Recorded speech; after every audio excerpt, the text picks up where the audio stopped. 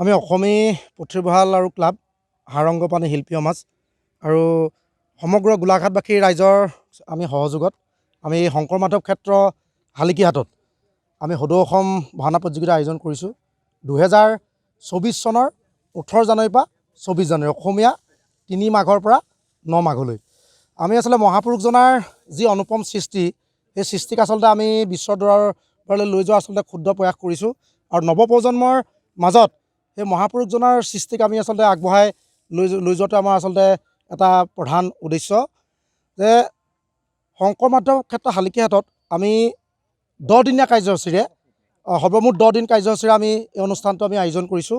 প্ৰথম দিনা 3 মাঘত আমাৰ অংকীয়া ভাওনাৰে এই প্ৰতিযোগিতাৰ শুভাৰম্ভ হ'ব। বাকী 5 দিন প্ৰতিদিনে 2খনকৈ ভাওনা আমি অনুষ্ঠিত কৰিম আৰু শেষৰ দিনা আমাৰ সাৰংগপানী শিল্পী সমাজৰ যি ভাতৃবধূ যি নাটক তেখেতসকলে অসমৰ বিভিন্ন ঠাইত পুৰস্কাৰ পাবলৈ সক্ষম হৈছে সেই ভাওনা ভাগ প্ৰদৰ্শনেৰে আমাৰ এই প্ৰতিযোগিতা সামৰণি হ'ব। আৰু এই চেগতে আমি অনুষ্ঠানভাগী সফলতাৰ ক্ষেত্ৰত যিসকলে আমাক আৰ্থিকভাৱে বা শাৰীৰিকভাৱে বা অন্যান্য বিভিন্ন দিশত আমাৰ সহায় সহযোগ আগবঢ়াইছে আমি তেখেতসকলক শুভ মুহূৰ্তত আমি ধন্যবাদ জনাইছোঁ। আৰু আজি সেই মহৎ অনুষ্ঠানভাগী আমি লাই খুঁটা স্থাপন কৰিছোঁ আৰু ভগৱানৰ ওচৰত আমি প্ৰাৰ্থনা জনাইছোঁ যাতে আমাৰ এই অনুষ্ঠানভাগী সুকলমে সম্পন্ন হৈ যায়। আমি ৰাখিছোঁ ইয়াত আমি প্ৰথম 5টা পুৰস্কাৰ ৰাখিছোঁ। প্ৰথম পুৰস্কাৰ আমাৰ প্ৰয়াত আমাৰ মইনা ককা মেহুৰাম বৰা সোঁৱৰণত আমি 65,000 টকা আৰু তাত মানপত্ৰ ট্ৰফি থাকিব। দ্বিতীয় পুৰস্কাৰ 55,000 লগতে মানপত্ৰ ট্ৰফি থাকিব।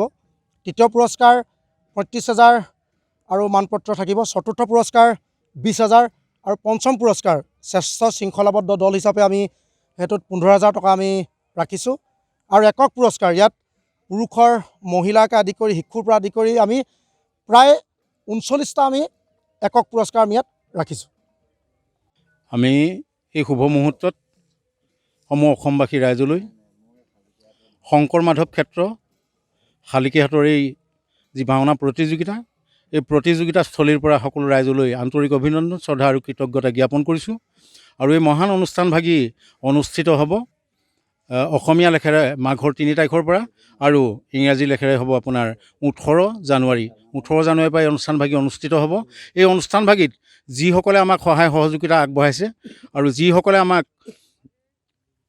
পুৰস্কাৰ অন্নদান আৰু সেৱা ধৰিছে যিসকল সেৱকীয়ে আৰ্থিকভাৱে অনুদান আগবঢ়াইছে সকলো ৰাইজলৈ আমি উদযাপন সমিতিৰ তৰফৰ পৰা আন্তৰিক অভিনন্দন শ্ৰদ্ধা নিবেদন কৰিছোঁ।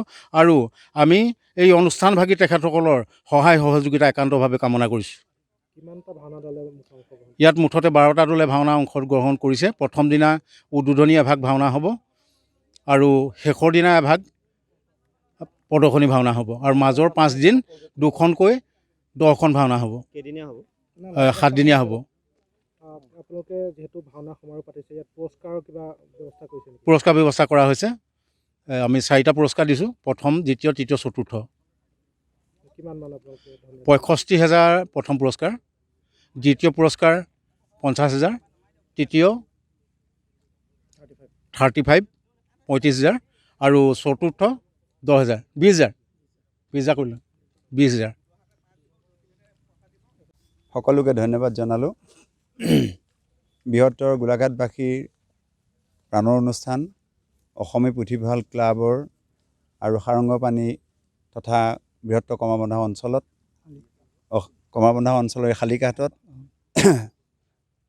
সদৌ অসম ভিত্তিত ভাওনা প্ৰতিযোগিতা আয়োজন কৰিবলৈ লোৱা হৈছে।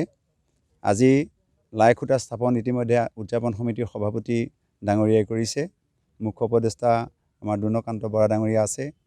ইয়াৰ ৰাইজৰ সহায় সহযোগিতাৰে এই অনুষ্ঠানভাগী সাফল্যমণ্ডিত কৰিবৰ কাৰণে আজিৰ পৰা এটা নতুন মাত্ৰা প্ৰদান কৰিব। আৰু 18 জানুৱাৰীৰ পৰা যি আমাৰ প্ৰতিযোগিতা আৰম্ভ হ'ব ইতিমধ্যে তাৰ যিটি নীতি নিৰ্দেশাৱলী আছে বা সেই দলসমূহৰ কাৰণে যিখিনি আমাৰ কৰণীয় আছে সেইখিনি উদযাপন সমিতিয়ে নিয়াৰীভাৱে কৰিছে। এটা ব্যয়বহুল অনুষ্ঠান, ইয়াত যথেষ্ট ধন টকা পইচাৰ প্ৰয়োজন আছে। ইতিমধ্যে যিসকল মহান দাতাই বঢ়াইছেও ইয়াৰ উপৰিও আৰু বহুত কাম বাকী আছে। আমাৰ এই অনুষ্ঠানভাগী সাফল্যমণ্ডিত কৰি তুলিবৰ কাৰণে বিভিন্নগৰাকী মহান দাতাৰ পৰা দিহা পৰামৰ্শ আৰ্থিকভাৱে সমস্ত দিশত সহায় সহযোগিতা কামনা কৰিছোঁ আৰু প্ৰচাৰ মাধ্যমকো ধন্যবাদ জনাইছোঁ যে আপোনাসৱৰ জৰিয়তে গুৰুজনাৰ যি অপূৰ্ব সৃষ্টি ভাওনাৰ আমাৰ সদৌ অসম বিদ্যুৎ প্ৰতিযোগিতা অনুষ্ঠিত হৈ আছে সেই ভাওনা প্ৰতিযোগিতাই এটা নতুন মাত্ৰা প্ৰদান কৰিব আধ্যাত্মিক এটা দেশ পৰিৱেশ সৃষ্টি কৰিব আধ্যাত্মিকভাৱে সামাজিকভাৱে সমাজখন একতাৰ এনাজৰিৰে বান্ধি ৰাখিবৰ কাৰণে যিটো প্ৰয়াস কৰা হৈছে এই প্ৰয়াসত আপোনাসৱৰ সকলোৰে আশীৰ্বাদ আমি কামনা কৰিছোঁ আৰু উদযাপন সমিতিৰ যিমানখিনি কাম তেখেতসকলে কৰিবৰ কাৰণে প্ৰয়াস কৰিছে আৰু সেই সময়লৈ সমূহ ৰাইজৰ হাতে কামে লাগি কামখিনি আমাক কৰি দিয়ে তাকে কামনা কৰিলোঁ।